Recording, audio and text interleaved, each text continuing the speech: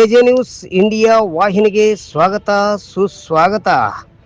ಮುಖ್ಯಾಂಶಗಳು: ಮುಸ್ಲಿಂ ಈದ್ಗಾ ಹಾಗೂ ಕಬ್ರಸ್ತಾನ್ ಸುನ್ನಿ ಕಮಿಟಿ ಸಿರುಗುಪ್ಪ ಆಡಳಿತ ಮಂಡಳಿ ಚುನಾವಣೆ 2025 ಸಮಾಜದ ಹಿತಕ್ಕಾಗಿ ಹಾಗೂ ಒಳ್ಳೆಯ ಸೇವೆಗಾಗಿ ಮತ್ತು ನಮ್ಮ ಮುಸ್ಲಿಂ ಸಮುದಾಯಕ್ಕೆ ಸರ್ಕಾರದಿಂದ ಬರುವಂಥ ಎಲ್ಲ ಯೋಜನೆಗಳನ್ನು ಸಫಲವಾಗಿ ತಲುಪಿಸಿ ನೀಡಿದೆ.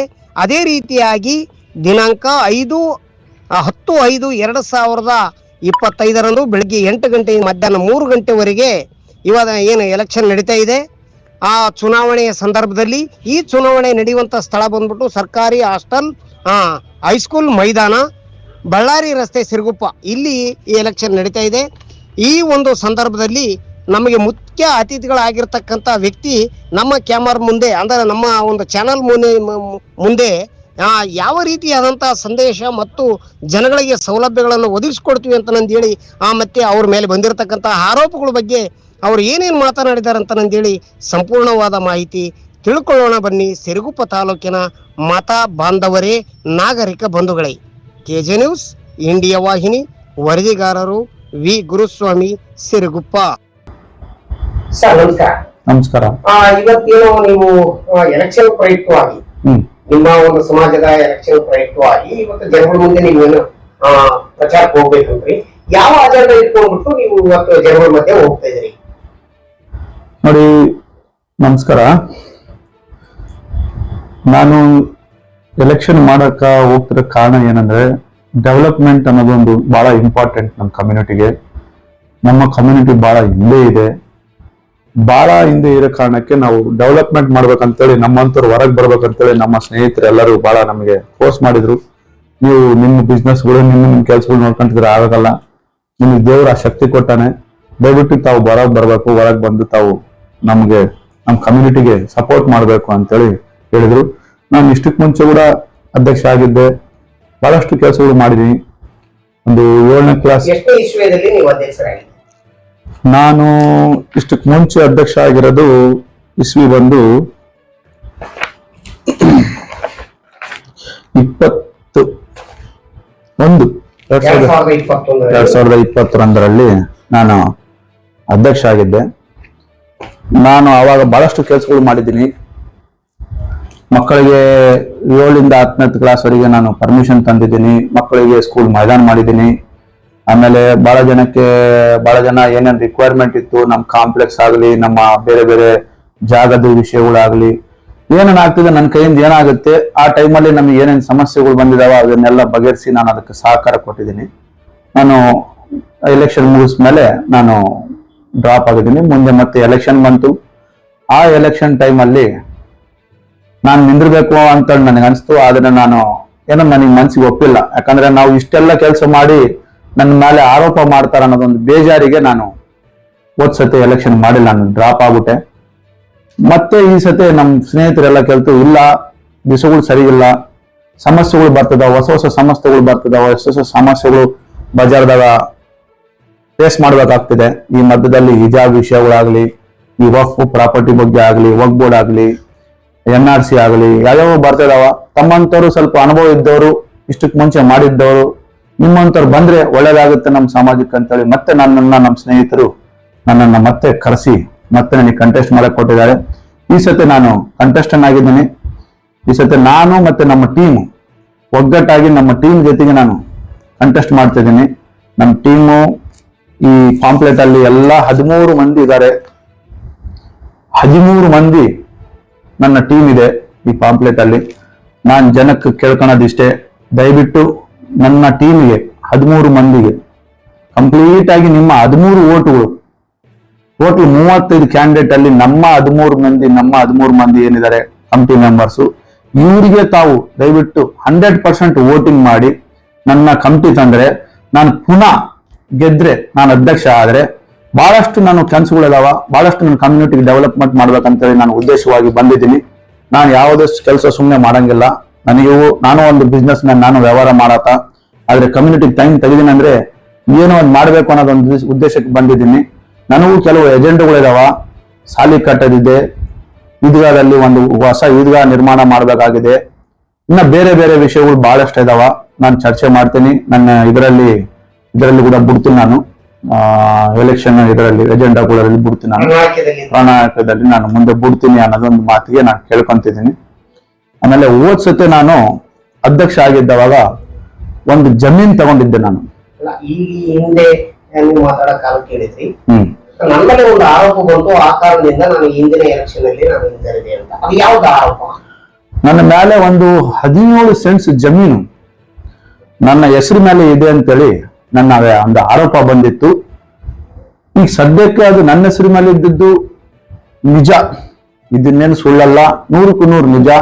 ಆ ಟೈಮಲ್ಲಿ ಆ ಓನರು ತೀರ್ಕೊಂಡು ಹೋಗ್ತಿದ್ರು, ಆ ಟೈಮಲ್ಲಿ ನನಗೆ ಟೈಮ್ ಇದ್ದಿಲ್ಲ. ಹಂಗಾಗಿ ನಾವು ಬಹಳ ಪ್ರಯತ್ನ ಮಾಡಿವಿ, ಬೋರ್ಡ್ ಕಡೆಯಿಂದ ಪರ್ಮಿಷನ್ ತಗೊಂಡು ಅದನ್ನ ಫಾಲೋ ಅಪ್ ಮಾಡಕ್ ಬಹಳ ಪ್ರಯತ್ನ ಮಾಡಿವಿ.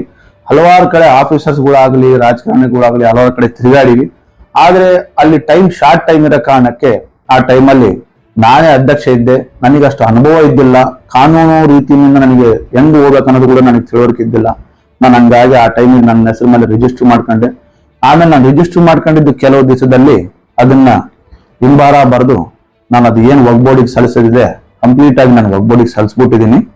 ಆದ್ರೆ ಅಲ್ಲಿ ಒಂದು ಟೆಕ್ನಿಕಲ್ ಇಶ್ಯೂ, ನಮ್ಮ ವಕ್ಬೋರ್ಡ್ ಅವರು ಒಂದು ತಪ್ಪು ಮಾಡಿದ್ದಾರೆ. ಆ ತಪ್ಪನ್ನ ಹಿಡ್ಕೊಂಡು ಈ ಸತಿ ಚುನಾವಣೆಯಲ್ಲಿ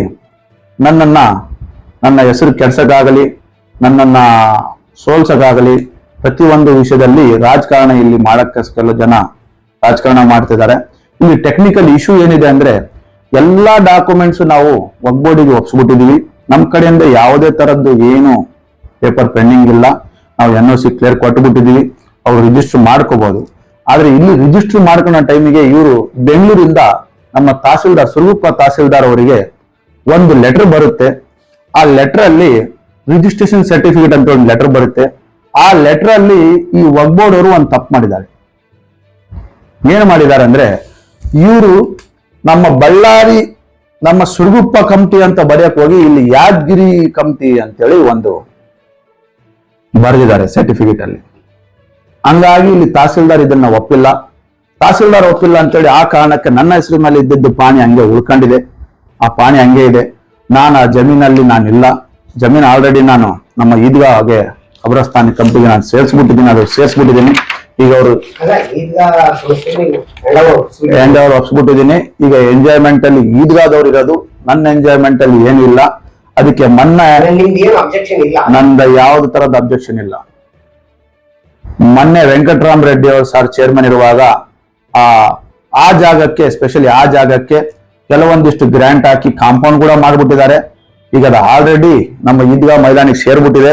ನನಗೇನು ಅದರಿಂದ ಯಾವುದೇ ತರದ್ದು ಬರೋದಿಲ್ಲ, ಹೋಗೋದಿಲ್ಲ. ಸುಮ್ನೆ ಇದನ್ನ ಅಪಪ್ರಚಾರ ಮಾಡಿ ಅದನ್ನೇ ಒಂದು ಇಟ್ಕೊಂಡು ಬಳಸ್ತಿದ್ದಾರೆ. ನಾನು ದಯವಿಟ್ಟು ಒಂದು ಮಾತು ಹೇಳಕ್ ಇಷ್ಟಪಡ್ತೀನಿ. ನಾನು ಆಲ್ರೆಡಿ ಸಬ್ಮಿಷನ್ ಮಾಡ್ಬಿಟ್ಟಿದ್ದೀನಿ. ಇದು ಪ್ರಾಬ್ಲಮ್ ಇರೋದು ವಕ್ಬೋರ್ಡ್ ಡಿಪಾರ್ಟ್ಮೆಂಟ್ ಅಲ್ಲಿ. ಅವರು ಅದನ್ನ ಹೆಸರು ತಿದ್ದುಪಡಿ ಮಾಡಿ ತಿರ್ಗ ಮತ್ತೆ ತಹಸೀಲ್ದಾರಿಗೆ ಕಳಿಸಿದ್ರೆ ಅಥವಾ ಅವರಾಗಿ ರಿಜಿಸ್ಟರ್ ಮಾಡ್ಕೊಂಡ್ರೆ ಅದು ಡಾಕ್ಯುಮೆಂಟ್ ಅವ್ರಿಗೆ ಸೇರುತ್ತೆ. ಅವ್ರು ಯಾವಾಗಾದ್ರೂ ರಿಜಿಸ್ಟರ್ ಮಾಡ್ಕೋಬಹುದು.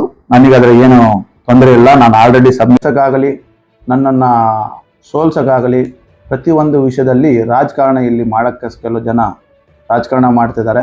ಇಲ್ಲಿ ಟೆಕ್ನಿಕಲ್ ಇಶ್ಯೂ ಏನಿದೆ ಅಂದ್ರೆ ಎಲ್ಲ ಡಾಕ್ಯುಮೆಂಟ್ಸ್ ನಾವು ವಕ್ಬೋರ್ಡಿಗೆ ಒಪ್ಸ್ಬಿಟ್ಟಿದೀವಿ. ನಮ್ಮ ಕಡೆಯಿಂದ ಯಾವುದೇ ತರದ್ದು ಏನು ಪೇಪರ್ ಪೆಂಡಿಂಗ್ ಇಲ್ಲ. ನಾವು NOC ಕ್ಲಿಯರ್ ಕೊಟ್ಟುಬಿಟ್ಟಿದ್ದೀವಿ, ಅವ್ರು ರಿಜಿಸ್ಟರ್ ಮಾಡ್ಕೋಬಹುದು. ಆದರೆ ಇಲ್ಲಿ ರಿಜಿಸ್ಟರ್ ಮಾಡ್ಕೊಳ್ಳೋ ಟೈಮಿಗೆ ಇವರು ಬೆಂಗಳೂರಿಂದ ನಮ್ಮ ತಹಸೀಲ್ದಾರ್, ಸುರಗುಪ್ಪ ತಹಸೀಲ್ದಾರ್ ಅವರಿಗೆ ಒಂದು ಲೆಟರ್ ಬರುತ್ತೆ. ಆ ಲೆಟ್ರಲ್ಲಿ ರಿಜಿಸ್ಟ್ರೇಷನ್ ಸರ್ಟಿಫಿಕೇಟ್ ಅಂತ ಒಂದು ಲೆಟರ್ ಬರುತ್ತೆ. ಆ ಲೆಟ್ರಲ್ಲಿ ಈ ವಕ್ಬೋರ್ಡ್ ಅವರು ಒಂದು ತಪ್ಪು ಮಾಡಿದ್ದಾರೆ. ಏನು ಮಾಡಿದ್ದಾರೆ ಅಂದರೆ, ಇವರು ನಮ್ಮ ಬಳ್ಳಾರಿ ನಮ್ಮ ಸುರಗುಪ್ಪ ಕಮಿಟಿ ಅಂತ ಬರೆಯಕ್ಕೆ ಹೋಗಿ ಇಲ್ಲಿ ಯಾದಗಿರಿ ಕಮಿಟಿ ಅಂತೇಳಿ ಒಂದು ಬರೆದಿದ್ದಾರೆ ಸರ್ಟಿಫಿಕೇಟ್ ಅಲ್ಲಿ. ಹಂಗಾಗಿ ಇಲ್ಲಿ ತಹಸೀಲ್ದಾರ್ ಇದನ್ನ ಒಪ್ಪಿಲ್ಲ. ತಹಸೀಲ್ದಾರ್ ಒಪ್ಪಿಲ್ಲ ಅಂತೇಳಿ ಆ ಕಾರಣಕ್ಕೆ ನನ್ನ ಹೆಸರು ಮೇಲೆ ಇದ್ದಿದ್ದು ಪಾಣಿ ಹಂಗೆ ಉಳ್ಕೊಂಡಿದೆ. ಆ ಪಾಣಿ ಹಂಗೆ ಇದೆ. ನಾನು ಆ ಜಮೀನಲ್ಲಿ ನಾನಿಲ್ಲ. ಜಮೀನು ಆಲ್ರೆಡಿ ನಾನು ನಮ್ಮ ಈದ್ಗಾಗೆ ಕಬ್ರಸ್ತಾನಿ ಕಂಪ್ನಿಗೆ ನಾನು ಸೇರಿಸ್ಬಿಟ್ಟಿದ್ದೀನಿ, ಅದು ಸೇರಿಸ್ಬಿಟ್ಟಿದ್ದೀನಿ. ಈಗ ಅವರು ಹ್ಯಾಂಡ್ ಓವರ್ ಒಪ್ಸ್ಬಿಟ್ಟಿದ್ದೀನಿ. ಈಗ ಎಂಜಾಯ್ಮೆಂಟ್ ಅಲ್ಲಿ ಈದ್ಗಾದವ್ರು ಇರೋದು, ನನ್ನ ಎಂಜಾಯ್ಮೆಂಟ್ ಅಲ್ಲಿ ಏನೂ ಇಲ್ಲ. ಅದಕ್ಕೆ ಮೊನ್ನೆ ನಂದ ಯಾವ್ದು ತರದ ಅಬ್ಜೆಕ್ಷನ್ ಇಲ್ಲ. ಮೊನ್ನೆ ವೆಂಕಟರಾಮ್ ರೆಡ್ಡಿ ಅವರು ಸರ್ ಚೇರ್ಮನ್ ಇರುವಾಗ ಆ ಜಾಗಕ್ಕೆ, ಸ್ಪೆಷಲಿ ಆ ಜಾಗಕ್ಕೆ ಕೆಲವೊಂದಿಷ್ಟು ಗ್ರ್ಯಾಂಟ್ ಹಾಕಿ ಕಾಂಪೌಂಡ್ ಕೂಡ ಮಾಡಿಬಿಟ್ಟಿದ್ದಾರೆ. ಈಗ ಅದು ಆಲ್ರೆಡಿ ನಮ್ಮ ಈದ್ಗಾ ಮೈದಾನಿಗೆ ಸೇರಿಬಿಟ್ಟಿದೆ. ನನಗೇನು ಅದರಿಂದ ಯಾವುದೇ ಥರದ್ದು ಬರೋದಿಲ್ಲ, ಹೋಗೋದಿಲ್ಲ. ಸುಮ್ಮನೆ ಇದನ್ನು ಅಪಪ್ರಚಾರ ಮಾಡಿ ಅದನ್ನೇ ಒಂದು ಇಟ್ಕೊಂಡು ಬಳಸ್ತಿದ್ದಾರೆ. ನಾನು ದಯವಿಟ್ಟು ಒಂದು ಮಾತು ಹೇಳೋಕ್ಕೆ ಇಷ್ಟಪಡ್ತೀನಿ. ನಾನು ಆಲ್ರೆಡಿ ಸಬ್ಮಿಷನ್ ಮಾಡಿಬಿಟ್ಟಿದ್ದೀನಿ. ಇದು ಪ್ರಾಬ್ಲಮ್ ಇರೋದು ವಕ್ಫ್ ಡಿಪಾರ್ಟ್ಮೆಂಟಲ್ಲಿ. ಅವರು ಅದನ್ನು ಹೆಸರು ತಿದ್ದುಪಡಿ ಮಾಡಿ ತಿರ್ಗಿ ಮತ್ತೆ ತಹಸೀಲ್ದಾರಿಗೆ ಕಳಿಸಿದರೆ ಅಥವಾ ಅವರಾಗಿ ರಿಜಿಸ್ಟ್ರ್ ಮಾಡ್ಕೊಂಡ್ರೆ ಅದು ಡಾಕ್ಯುಮೆಂಟ್ ಅವ್ರಿಗೆ ಸೇರುತ್ತೆ. ಅವ್ರು ಯಾವಾಗಾದರೂ ರಿಜಿಸ್ಟ್ರ್ ಮಾಡ್ಕೋಬೋದು. ನನಗೆ ಅದ್ರಾಗ ಏನು ತೊಂದರೆ ಇಲ್ಲ. ನಾನು ಆಲ್ರೆಡಿ ಸಬ್ಮಿಷನ್ ಕೊಟ್ಟುಬಿಟ್ಟಿದ್ದೀನಿ. ಅವ್ರು ಯಾವಾಗಾದರೂ ಮಾಡ್ಕೋಬೇಕಂತ ಹೇಳ್ತಿದ್ದೀನಿ. ನನಗೆ ಈಗ ನಿಮ್ಮ ಕಂಟೆಸ್ಟ್ ವಿರೋಧ ವ್ಯಕ್ತಿಗಳು ಇದನ್ನೇ ಅಜೆಂಡಾ ಮುಂದಿಟ್ಕೊಂಡ್ಬಿಟ್ಟು ಅಪಪ್ರಚಾರ ಮಾಡ್ತೀರಂತಾರೆ. Yes yes yes yes yes ಇದನ್ನೇ ಮುಂದೆ ಇಟ್ಕೊಂಡು ಅಪಪ್ರಚಾರ ಮಾಡ್ತಿದ್ದಾರೆ. ಅವರಿಗೆ ಕೂಡ ಗೊತ್ತಿದೆ ಇದು ಏನಂತೇಳಿ. ಯಾಕಂದರೆ ಅವರು ಕೂಡ ಓದಿ ಬುದ್ಧಿವಂತರು ಹುಡುಗರೇ, ಅಂತ ದೊಡ್ಡ ಹುಡುಗರು ಏನಿಲ್ಲ. ಆದರೆ ಅವ್ರಿಗೆ ಒಂದು ಅಸ್ತ್ರ ಬೇಕು ಈ ಎಲೆಕ್ಷನ್ ಮಾಡೋಕ್ಕೆ. ಹಂಗಾಗಿ ಇದನ್ನು ಬಳಸ್ತಿದ್ದಾರೆ. ನಮ್ಮೂರಲ್ಲಿ ಪಾಪ ಭಾಳಷ್ಟು ಮಂದಿ ಅಷ್ಟು ನಾಲೆಜ್ ಇಲ್ಲ, ಅವ್ರನ್ನ ಗೊತ್ತಿಲ್ಲ. ಅವ್ರನ್ನೆಲ್ಲ ಅಪಪ್ರಚಾರ ಮಾಡಿ ಅವ್ರನ್ನ ಇದು ಮಾಡ್ತಿದ್ದಾರೆ ಅನ್ನೋದು ಒಂದು ಉದ್ದೇಶ ನಂದು. ಸೊ ನಾಲೆಡ್ಜ್ ಇದೆ, ಬಟ್ ಆದ್ರೆ ಡೈವರ್ಟ್ ಮಾಡ್ತಾ ಇದಾರೆ ಅಂತ ನಂದೇಳಿ ಏನಾದ್ರು ನೀವು ಭಾವಿಸ್ತೀರಾ, ಅಥವಾ ನೀವು ಮಾಡಿರ್ತಕ್ಕಂಥದ್ದನ್ನೇ ಸರಿ ಇಲ್ಲ ಅಂತ ನಂದೇಳಿ ಜನಗಳ ಮುಂದೆ ಪ್ರಸ್ತಾಪಿಸ್ತಾರೆ? ನೋಡಿ, ಅವ್ರು ಹೇಳ್ತಿರೋದು ಏನಂದ್ರೆ, ಅವ್ರು ಯಾವಾಗ ಇಷ್ಟಕ್ಕೆ ಮುಂಚೆ ಕೂಡ ಭಾಳಷ್ಟು ಸತಿ ಅವ್ರು ಹಂಗೆ ಹೇಳಿದ್ದಾರೆ. ಯಾವುದನ್ನ ಇರಲಿ ಅವ್ರು ಆಪೋಸಿಟ್ ಮಾಡೋ ಕೆಲಸ ಮಾಡ್ತಿದ್ದಾರೆ. ಯಾವುದು ಕೆಲಸ ಆಗಕ್ಕೆ ಕೊಡ್ತಾ ಇಲ್ಲ. ಅವರು ಓದಿರ್ಬೋದು, ಹೆಂಗೆ ಹುಡುಗರು ಇರ್ಬೋದು, ಆದರೆ ಬುದ್ಧಿವಂತಿಕೆ ಇಲ್ಲ ಅನ್ನೋದೊಂದು ಮಾತು ನಾನು ಇಲ್ಲಿ ಬಳಸ್ತೀನಿ. ಯಾಕಂದರೆ ಭಾಳಷ್ಟು ಸಾಲಿ ಟೈಮಲ್ಲಿ ಸಾಲಿ ಪರ್ಮಿಷನ್ ತರಬೇಕು ಅಂತೇಳಿ ನಾವು ಹೋಗಿದ್ದವಾಗ ಅವರು ಸಾಲಿಗೆ ಅಬ್ಜೆಕ್ಷನ್ ಹಾಕಿದರು. ಇದೇ ಕಮಿಟಿ ಮೆಂಬರ್ಗಳು ಅದ್ರಾಗಿದ್ದರು. ಇದೇ ಮೆಂಬರ್ಗಳು ಈಗ ಯಾರು ಎಲೆಕ್ಷನ್ ನಿಂತಿದ್ದಾರೆ ಅವರೇ ಆ ಟೈಮಿಗೆ ಸಾಲಿಗೆ ಅಬ್ಜೆಕ್ಷನ್ ಹಾಕಿದ್ದು. ಅವರು ಅವಾಗ ಅಬ್ಜೆಕ್ಷನ್ ಹಾಕಿ ಎಲ್ಲ ಕೆಲಸಗಳು ಮುಗಿಸಿ ಅದನ್ನು ಅಬ್ಜೆಕ್ಷನಿಗೆ ಅದು ಇದು ಮಾಡಿ ಈಗ ಅವ್ರು ಏನಂತಾರೆ, ಎಲೆಕ್ಷನ್ ಬಂದ ಮೇಲೆ ನಾನೇ ಮುಂದೆ ಇದ್ದು ಸಾಲಿ ಕಟ್ತೀನಿ ಅಂತ ಹೇಳ್ತಿದ್ದಾರೆ. ಈಗ ಆ ಟೈಮಲ್ಲಿ ಅಬ್ಜೆಕ್ಷನ್ ಮಾಡಿದ್ದು ಅವರೇ, ಈಗ ಮತ್ತೆ ಸಾಲಿ ಕಟ್ತೀನಿ ನಾನೇ ಅಂತೇಳಿ ಒಪ್ಕೊಂತಿರೋದು ಅವರೇ. ಇವ್ರು ಏನು ಮಾಡ್ತಿದ್ದಾರೆ, ಇದನ್ನ ಯಾವುದು ಕೆಲಸಗಳು ಆಗಕ್ಕೆ ಕೊಡ್ತಾ ಇಲ್ಲ. ಆ ಜಾಗ ನೋಡಿ, ಆ ಸ್ಥಳ ಪರಿಶೀಲನೆ ಮಾಡಿ, ಆ ಸ್ಥಳ ಖರೀದಿ ಮಾಡಿ ಹ್ಯಾಂಡ್ ಓವರ್ ಒಪ್ಸಿರೋದೆಲ್ಲ ನೀವು. ಹೌದು. ಬಟ್ ಈಗ ಅದ್ರಲ್ಲಿ ಬಂದ್ಬಿಟ್ಟು ಬೇರೆ ಬೇರೆಯವರೆಲ್ಲ ಈ ತರ ಮಾಡ್ತಾರೆ ಅಂತ ಮಾಡ್ತಿದಾರ. ಬಟ್ ಇವ್ರೇನ್ ಮಾಡ್ತಾರೆ ಅಂದ್ರೆ, ಇವ್ರ ಕೆಲಸಗಳಂತೂ ಯಾವುದು ಮಾಡಂಗಿಲ್ಲ. ಇವ್ರ ಕೆಲಸ ಮಾಡೋರಿಗೆ ಕೂಡ ಮಾಡಕ್ ಕೊಡಂಗಿಲ್ಲ. ಸೊ ಈ ನಿರ್ಧಾರದ ಬಗ್ಗೆ ನಾನು ಭಾಳಷ್ಟು ಮಂದಿಗೆ, ನಾನು ಎಲ್ಲ ಕಮ್ಯುನಿಟಿಗೆ ಒಂದೇ ಕೇಳ್ಕೊಳೋದು, ನಾವು ಹೊರಗೆ ಬರಬೇಕು, ನಾವು ಮುಂದೆ ಹೋಗ್ಬೇಕು, ನಾವು ಧೈರ್ಯವಾಗಿರಬೇಕು. ನಾವು ಕೆಲಸ ಯಾರು ಮಾಡ್ತಾರೋ ಅವ್ರನ್ನ ನಾವು ಮುಂದೆ ತರಬೇಕು, ಅವ್ರನ್ನ ಓಟ್ ಕೊಡಬೇಕು. ಈ ಸತಿ ನಾನು ಒಂದೇ ರಿಕ್ವೆಸ್ಟ್ ಮಾಡೋದು ನಮ್ಮ ಜನಕ್ಕೆ, ಅರ್ಧ ಮಾಡೋದು, ಅವ್ರಿಗೆ ಒಂದು 4 ಕೊಡೋದು, ನಮಗೊಂದು 4 ಕೊಡೋದು, ಅರ್ಧ ಕಮಿಟಿ ಮಾಡೋದು ದಯವಿಟ್ಟು ಮಾಡಬೇಡ್ರಿ. ಒಂದೇ ಗೌರ್ಮೆಂಟು, ಒಂದೇ ಮೆಜಾರಿಟಿ ಇದ್ದರೆ ಕೆಲಸಗಳು ಆಗ್ತಾವ. ನಾನು ಓದ್ಸತ್ತೆ ನೀವು ಅರ್ಧ ಮಾಡಿರಿ. ಅರ್ಧ ಮಾಡಿದ್ದವಾಗ ಎಷ್ಟು ಜಗಳಗಳಾಗ್ಯಾವ, ಎಷ್ಟು ಸಣ್ಣ ಮಕ್ಕಳಿಗೆ ಎಷ್ಟು ಲಾಸ್ ಆಗಿದೆ ಅನ್ನೋದು ನಿಮಗೆ ಗೊತ್ತಿದೆ. ಸೊ ಈ ಸತಿ ನಾನು ರಿಕ್ವೆಸ್ಟ್ ಮಾಡೋದು ಒಂದೇ, ದಯವಿಟ್ಟು ಈ ಸತಿ ಫುಲ್ ಫ್ಲೆಜ್ ಕಮಿಟಿ ಕೊಡಿ, ಒಂದು ಸತಿ ಅವಕಾಶ ಮಾಡಿ ಕೊಡಿ. ನಾವು ಆ ಅವಕಾಶನ ನಾವು ಬಳಸ್ಕೊಂತೀವಿ. ನಾವು ಅದನ್ನು ಎನ್ಕೇಜ್ ಮಾಡ್ಕೊಂಡು ನಾವು ನಿಮಗೆ ಒಳ್ಳೆ ಸೌಲಭ್ಯ ಕೊಡ್ತೀವಿ ಅಂತೇಳಿ ನಾನು ರಿಕ್ವೆಸ್ಟ್ ಮಾಡ್ತಿದ್ದೀನಿ. ಇದು ಒಂದು ನನ್ನ ಮಾತಾಗಿದೆ. ಈಗ ಉದ್ದೇಶಪೂರ್ವಕವಾಗಿ ಅಂತ ನನಗೆ ಇಷ್ಟ ತನಕ ನೀವು ಮಾತಾಡಿದ್ರೆ ಸರಿ. ಈಗ ಟೋಟಲ್ ಆಗಿ ಈ ಎಲೆಕ್ಷನ್ ಅಲ್ಲಿ ಸ್ಪರ್ಧೆ ಮಾಡಿರ್ತಕ್ಕಂಥ ಅಭ್ಯರ್ಥಿಗಳು ಎಷ್ಟು ಜನ ಇದ್ದಾರೆ? 35 ಮಂದಿ ಎಲೆಕ್ಷನ್ದಾಗ ಸ್ಪರ್ಧೆ ಮಾಡಿದ್ದವರು ಇದ್ದಾರೆ. 35 ಮಂದಿದಾಗ ನಮ್ಮ ಟೀಮು 13 ಮಂದಿ ಇದ್ದಾರೆ. ನಮ್ಮ ಕಡೆಯಿಂದ ಯಾವುದೇ ಬ್ಯಾಕಪ್ಪಿಗೆ ಇನ್ನು 2-3 ಸೈಡು ಅಲ್ಲಿ ಯಾವುದೂ ತಗೊಂಡಿಲ್ಲ. ನಾವು ಸಾರಾಸಗಡೆ ನೀಟಾಗಿ 13 ಮಂದಿ ಪ್ಯಾನಲ್ ಮಾಡ್ಕೊಂಡಿವಿ. ನಮ್ಮ ಪ್ಯಾನಲಲ್ಲಿ 13 ಮಂದಿ ನಾವು ಎಲೆಕ್ಷನ್ ನಿಂತೀವಿ. ನಾವು ಓಟ್ ಕೂಡ 13 ಮಂದಿಗೆ ಕೇಳ್ತಿದ್ದೀವಿ. ನಾವು ಗೆಲ್ಲದು ಕೂಡ 13 ಮಂದಿನೇ, ನಾವು ಓಟ್ ಕೇಳೋದು ಕೂಡ 13 ಮಂದಿನೇ. ನಮ್ದೊಂದು ನೀಟ್ ಪ್ಯಾನಲ್ ಇದೆ. ನಾವು ಪ್ಯಾನಲ್ ಪ್ರಕಾರ, ಒಂದು ಸಿಸ್ಟಮ್ ಪ್ರಕಾರ ನಾವು ಹೋಗ್ತಿದ್ದೀವಿ. ಈ ಅಜೆಂಡಾ ಇಟ್ಕೊಂಡ್ಬಿಟ್ಟು ನೀವು ಜನಗಳಿಗೆ ಸಹಕಾರ ಮಾಡ್ತೀರಿ. ನಿಮ್ಮ ಒಂದು ಕಮ್ಯುನಿಟಿಗೆ ಸೌಲಭ್ಯ ಸಿಗಬೇಕು, ವಿದ್ಯೆದಿಂದ ವಂಚಿತ ಆಗಿರ್ತಕ್ಕಂಥ ಮಕ್ಕಳಿಗೆ ವಿದ್ಯೆ ಸಿಗಬೇಕು, ಸಮಸ್ಯೆದಿಂದ ಎಲ್ಲರಿಗೂ ವಿದ್ಯಾವಂತರಾಗಬೇಕನ್ನೋ ಕಾನ್ಸೆಪ್ಟ್ ನಿಮ್ಮಲ್ಲಿ ಇದೆ ಅಂತೀರಿ. ನಿಮ್ಮ 13 ಜನ ಏನು ಕಮಿಟಿ ಇದೆ, ಎಲ್ಲರಿಗೂ ಒಂದೇ ಉದ್ದೇಶ ಇದೆಯಾ, ಬೇರೆ ಬೇರೆ ಇದೆಯಾ? ಇಲ್ಲ. ನಾವು 13 ಮಂದಿ ಎಲೆಕ್ಷನ್ ಬರೋಕ್ಕಿಂತ ಮುಂಚೆನೇ ನಾವು ಚರ್ಚೆ ಮಾಡ್ಕೊಂಡಿದ್ವಿ. ನಾವು 13 ಮಂದಿ ಕೂಡ ಒಂದೇ ಒಕ್ಕಟ್ಟಾಗಿ ಒಂದೇ ಎಜೆಂಡಾ ಮೇಲೆ ನಾವು ನಿಂತರೆ ಮಾತ್ರ ನಾವು ಈ ಕಮಿಟಿಯಲ್ಲಿ ಇರಮ.